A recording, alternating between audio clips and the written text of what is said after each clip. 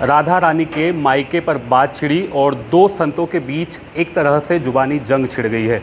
ये जंग का पटाक्षेप कैसे होगा हम जानेंगे। पंडित प्रदीप मिश्रा हमारे साथ हैं। आपका स्वागत है न्यूज़ 18 में। श्री शिवाय नमस्तुभ्यम। न्यूज़ 18 के सभी श्रोता भाई बहनों को हर हर महादेव। सबसे पहला सवाल, ये जो वीडियो वायरल हो रहा है कितना पुराना है और क्या उसकी सच्चाई है?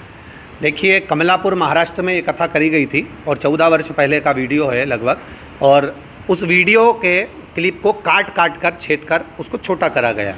उसमें हमने राधा जी के भगवान कृष्ण के साथ विवाह भांडेर वन में जो हुआ है, ब्रह्मा जी द्वारा जो उनका कन्यादान हुआ है उसका भी वर्णन किया गया है।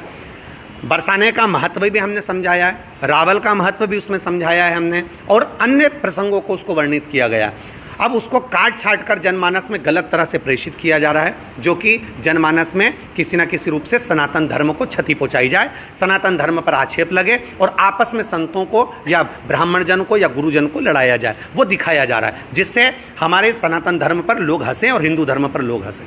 प्रेमानंद जी महाराज ने ये वीडियो देखा, उसके बाद वो आक्रोश जाहिर कर रहे हैं और बहुत सी बातें कह रहे हैं, क्या कुछ कहेंगे आप? देखिए, प्रेमानंद जी महाराज जी रसिक संत हैं ब्रज के, राधा का एक स्वरूप है, भगवान कृष्ण की एक स्वरूप हैं, बड़े भोले संत हैं, बड़े सहज संत हैं। कभी भी उनकी वाणी ने कोई अपशब्द नहीं कहा, कभी भी उनकी वाणी किसी के लिए गलत नहीं बोली। उनके पास में कोई वीडियो उनको लेकर गए होंगे, कोई ने उनके ऊपर दबाव दिया होगा, या वीडियो किसी न किसी रूप में उनके पास आया होगा और किसी न किसी रूप में उनको उस तरह से बताया गया होगा कि उनको क्रोध आया होगा। हम कहेंगे एक मंथरा केकई को भड़का देती है, राम उनके हृदय में बैठे हैं तो राम को 14 वर्ष वन भेज देती हैं। तो कहीं ना कहीं किसी ना किसी रूप में कोई ना कोई भड़काने वाला ऐसा व्यक्ति है जिसको प्रदीप मिश्रा नहीं सुहारा। और संत तो संत है, उनको सहजता, उनके हृदय में तो पाप है नहीं, वो तो इस चीज़ को जानते नहीं है कि कौन के अंदर क्या चल रहा है। उसके हृदय में कहीं ना कहीं कुछ कपट होगा, उन्होंने जाकर इनको भड़काया होगा और इनको अपशब्द कहे होंगे कि ये देखिए प्रदीप मिश्रा ने ऐसा बोल दिया, या प्रदीप मिश्रा ने वैसा बोल दिया, या इस क्लिप में ऐसा बोल दिया। नहीं तो इतने भोले संत हैं, इतने सरल संत हैं, वो कभी भी ऐसा शब्द नहीं बोलते। वो तो उनके पास में जो वीडियो दिखाने वाला व्यक्ति गया है उसने उनको किसी न किसी तरह से गलत तरह से प्रेषित कर उनको बताया है। और मैं निवेदन करूंगा, वो तो परम पूज्य संत हैं और इस जीव से अगर गलती हुई होगी तो उनके चरणों में दंडवत है, प्रणाम है, साष्टांग है। आपने राम जी की बात कही, राम जी का मंदिर बना और सनातन की जो धर्म ध्वजा है वो कहीं ना कहीं लहरा रही है। तो एक ये समय आया है जब उत्तर प्रदेश मथुरा की बात हो, वहाँ आपके खिलाफ मामला पुलिस तक पहुँच गया है, उसको लेकर क्या कुछ? देखिए, ये तो सब सनातन विरोधी हैं, विधर्मी हैं, जो कहीं ना कहीं किसी न किसी तरह से गलत चीज़ जनमानस को देना चाहते हैं। हम तो कहते हैं जो इस चीज़ का आंदोलन कर रहे हैं या इस चीज़ का अपशब्द कर रहे हैं या कुछ भी अपशब्द बोल रहे हैं, जब रामायण को आग लगाई दी गई, जब रामायण को फाड़ दिया गया, उनके पृष्ठों को फाड़ दिया गया, तब कहाँ चले गए थे?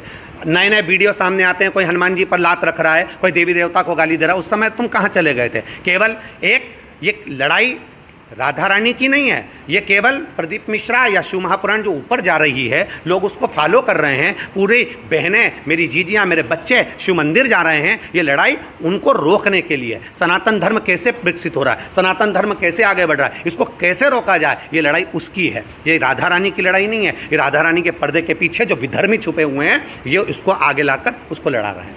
इस पूरी विवाद का या उस पूरे मामले का पटाक्षेप कैसे होगा? आप अपनी तरफ से क्या एफर्ट लगाएंगे? क्योंकि संतों के बीच में लड़ाई हो, ये कोई अच्छी बात तो नहीं है। देखिए, हमने कभी भी अपशब्द अपनी व्यासपीठ से नहीं कहा। हमारा तो दंडवत है।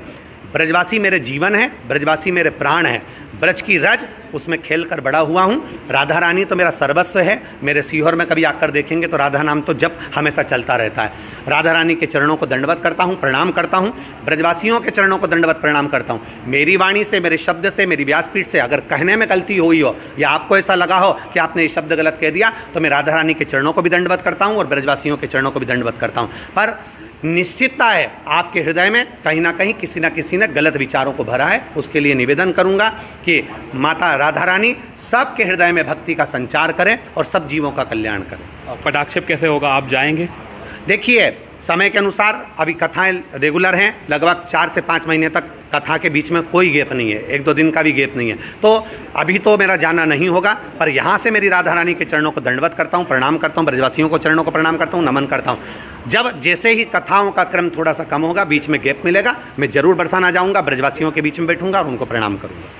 पंडित प्रदीप मिश्रा जी, जिन्होंने बहुत ही सीधे सरल शब्दों में ये कहा है कि उन्होंने किसी के मन को ठेस पहुंचाने के लिए कोई बात नहीं कही। उन्होंने जो भी कहा वो कहीं ना कहीं संदर्भ में है और वो संदर्भ उनके पास प्रमाण के रूप में है। हालांकि उनका ये भी कहना है कि ये जो पूरे मामले का पटाक्षेप है ये मिलकर करेंगे, कथाएं लगातार है, लेकिन जब भी उन्हें समय मिलेगा इस पूरे मामले को पटाक्षेप करेंगे। फिलहाल वो व्यासपीठ से और न्यूज़ 18 के माध्यम से यही कह रहे हैं कि ऐसा कोई विवाद आगे न बढ़ाया जाए। अमित जायसवाल, न्यूज़ 18, खंडवा।